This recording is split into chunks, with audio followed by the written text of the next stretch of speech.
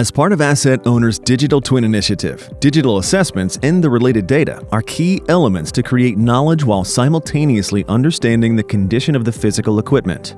Working alongside SAP, AsInt's mission is to create qualitative to quantitative data models and applications to help customers achieve this digital twin initiative, all while persisting the mission-critical data within your enterprise asset management system. Knowledge of the equipment is often obtained by detailed analysis of the equipment and associated systems, understanding the functions, functional failures, design, construction, in-service conditions, repairs, inspections, and maintenance history are key data elements for the analysis.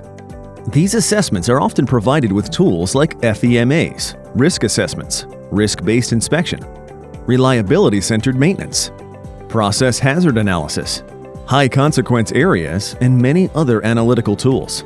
The data generated from these tools, as well as understanding the current condition of the equipment, provides a wealth of knowledge to maintain the digital twin.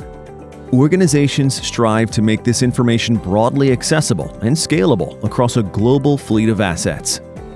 To achieve such goals, the data must be stored within your enterprise asset management master data. And at AsInt, we've partnered with SAP to offer these products to asset owners.